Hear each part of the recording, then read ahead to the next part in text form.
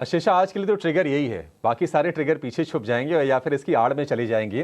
क्योंकि देखिए ये एक ट्रिगर भी था और बाजार के लिए कहीं ना कहीं हैंगओवर भी था। तो आप इसको पॉजिटिव देखना चाहें तो थोड़ा सा पॉजिटिव भी देख सकते हैं कि इसके बाद ना जो भी नेगेटिव्स होंगे ऑलमोस्ट वो प्राइस में सारे के सारे आज के बाद डिस्काउंटेड हो जाएंगे। लेकिन फेड का फटका हम कह रहे हैं इसको।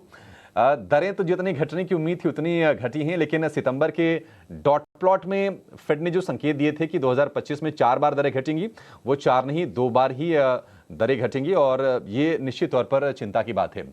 यूएस फेड के चेयरमैन जेरोम पावेल का ये कहना है कि इकोनॉमी की स्थिति मजबूत है, महंगाई दर है वो एलिवेटेड है और पहले भी जेरोम पावेल ने ये कहा था कि दरों में कटौती को लेकर वो हड़बड़ी नहीं करेंगे या फिर आगे बड़े सोच समझकर वो कदम उठाएंगे। और उन्होंने कह दिया कि 2025 के लिए वो कॉशियस आउटलुक रखेंगे।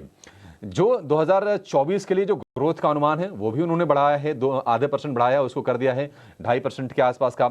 अगर हम महंगाई दर के अगर हम अनुमान की अगर बात करें तो वो भी आप देखिए 2.4% है, यानी कि फेड का जो लक्ष्य है 2% उसके काफ़ी ऊपर है। कोर महंगाई दर 2.8% पर है। तो ये सारी की सारी चिंताएं हैं और यही कह सकते हैं कि बेड़ियों की तरह इन्होंने काम किया है यूएस फेड को डिसीजन लेने के वक्त। लेकिन दरें तो घटी हैं, आगे की चिंता है। चिंता कितनी बड़ी है जरा इसको भी समझ लेते हैं। हमारे साथ जुड़ गए हैं ग्लोबल मार्केट के एक एक्सपर्ट हैं, एनसीडी कैपिटल के मैनेजिंग पार्टनर अनुराग सिंह हमारे साथ जुड़ गए हैं। अनुराग जी, बहुत शुक्रिया आपका समय देने के लिए। स्वागत है आपका 18 स्वदेश पर। अनुराग, किस तरह से देखें यूएस फेड का ये जो डिसीजन आया है? सितंबर में जो प्रोजेक्शंस थे मतलब वो अब पीछे छूट गए, उसको कोई मायने नहीं रहे और 2025 में कहा जा रहा है कि 2 ही बार रेट कट होंगे। अब क्या लग रहा है आपको कि सिनेरियो क्यों चेंज हो गया और क्या चैलेंजेस है यूएस फेड के सामने अब?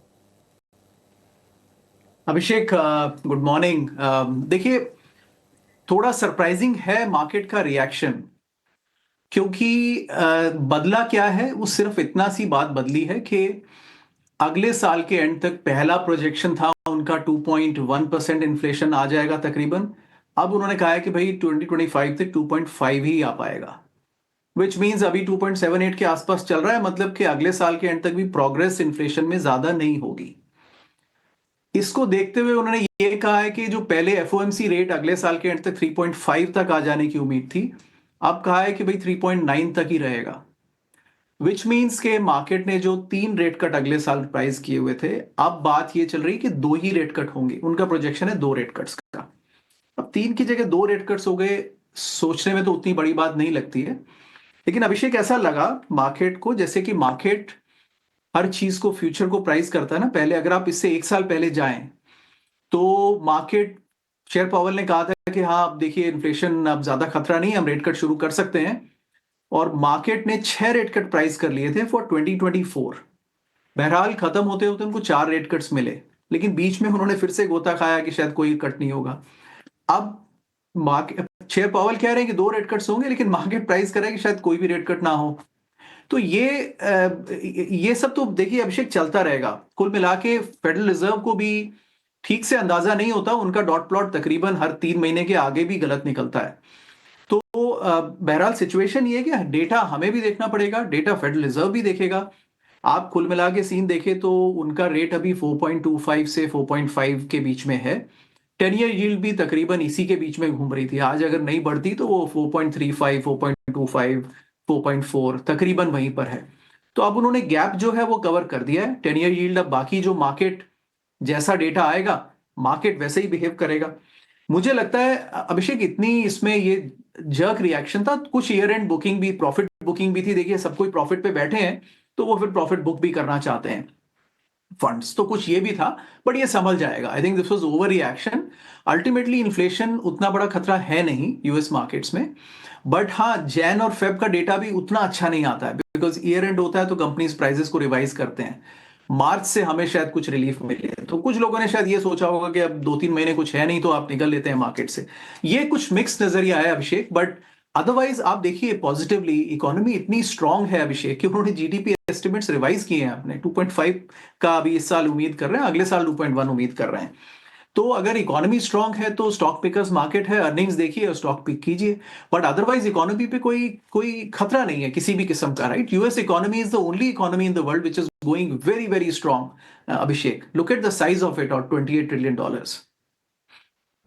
ऑलराइट, तो ये नज़रिया फ़िलहाल यूएस बाज़ारों के लिए। अनुराग नमस्कार, मैं सृष्टि बात कर रही हूँ। पर अनुराग, हाल फिलहाल जो हमने देखा कि यूएस में इलेक्शंस के बाद इमर्जिंग मार्केट से फंड निकलकर थोड़ा सा यूएस की तरफ शिफ्ट आया। जी हाँ, यूएस के मार्केट्स काफ़ी स्ट्रांगली परफॉर्म कर रहे थे। पर अनुराग, सवाल ये है कि क्या अब जब यूएस में माहौल बिगड़ा है तो क्या इसका और भी गहरा असर इमर्जिंग मार्केट्स में भी आ सकता है? क्या वहाँ का नेगेटिव सेंटिमेंट यहाँ पे भी क्रीप इन और हो सकता है? और भारतीय बाजारों के लिए किस तरीके से आप फंड फ्लो होते हुए देख रहे हैं, क्योंकि एफआईआईज अभी भी पूरी तरीके से लौटे नहीं हैं? नहीं, लौटे तो नहीं है। देखिए, वो इसलिए है सृष्टि, देखिए, क्योंकि 10 ईयर यील्ड को हर कोई देखता है। अब मैं आपको सिंपल कैलकुलेशन बताता हूं। यूएस 10 ईयर यील्ड में आप 4.5% कमा सकते हैं risk free, right, dollar terms में। और इंडिया का 10 ईयर यील्ड कितना है अभी? 7% के आसपास होगा। मार्केट में आप रिस्क लेंगे, अर्निंग प्रोजेक्शन 10 से 12% का है, 10% का है। इस साल तो 7% का है अर्निंग्स का प्रोजेक्शन पूरे साल का। अब उस पर आप डॉलर का डिप्रिसिएशन भी, करेंसी डिप्रिसिएशन भी लगा दीजिए, तो कुल मिला के अगर 4.5-5% के बीच में आपको यूएस में रिस्क फ्री मिल रहा है, तो वो मनी वापस यूएस को चेज करेगा। और अगर ये सभी इमर्जिंग मार्केट से पैसा निकल रहा है तो इंडिया से भी निकलेगा। इंडिया का शेयर भी ज्यादा है, लिक्विडिटी भी है। तो बेसिकली जब भी 10 ईयर यील्ड यूएस की बढ़ती है और स्ट्रांग रहती है, और अभी जो कि अनुमान है कि अगले साल 2 ही रेट कट आएंगे मुश्किल से, तो अगला पहला रेट कट शायद जून में आएगा।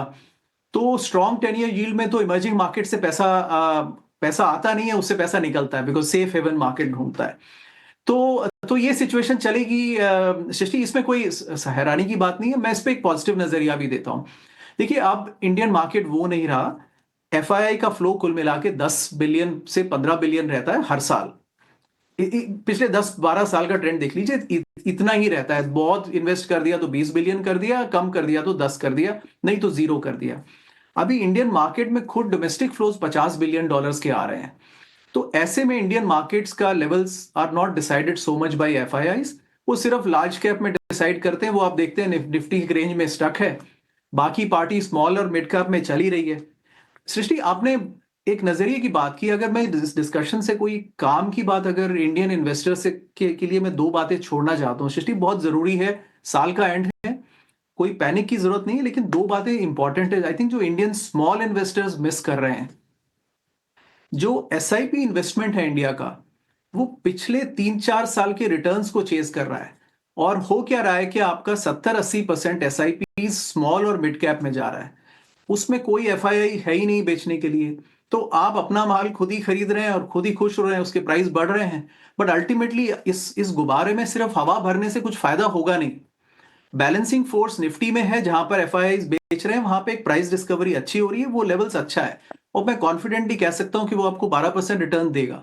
लेकिन मिड और स्मॉल कैप में अगर स्मॉल इन्वेस्टर्स का एसआईपी है, तो प्लीज उसको आप रीएलोकेट करें, रीइवेल्युएट करें। आपका 50% एसआईपी हमेशा लार्ज कैप में जाना चाहिए। सिर्फ 20 से 30% स्मॉल और मिड में कंबाइंड जाना चाहिए, और 20% आपका डेट फंड्स में होना चाहिए। अगर ये एलोकेशन आपका नहीं है, तो सूनर लेटर एसआईपी इन्वेस्टर्स को नुकसान होगा। देखिए, एसआईपी का वही फिलॉसफी थी जब कहा था कि ये तकरीबन 12-14% दे देगा लॉन्ग टर्म में। तो आई थिंक इसको रिवेल्युएट करें और अपने पोर्टफोलियो का एसेट एलोकेशन ठीक रखें, नहीं तो ये गाड़ी कहीं ना कहीं ये गिर जाने वाली है। जो पिछले 20-25 साल में नहीं हुआ, वो आगे कैसे हो जाएगा सृष्टि? तो ये मैं छोटा सा एक एडवाइस छोड़ना चाहता हूं फॉर इंडियन इन्वेस्टर्स। बाकी वो दुनिया की चिंता ना जी। करें, ये सब होता रहेगा। इंडियन इकोनॉमी बहुत स्ट्रांग है। ऑलराइट अनुराग, बहुत बहुत शुक्रिया करेंगे हम आपका कि आज आपने समय निकाला और ये भी बताया कि उम्मीदों के लिहाज से किस तरीके से यूएस में फेड रेट में बदलाव हुए, डॉट प्लॉट को लेकर क्या कुछ निराशा थी, और साथ ही अभी इंडिया पर क्या नज़रिया है। बहुत बहुत शुक्रिया आपका हमारे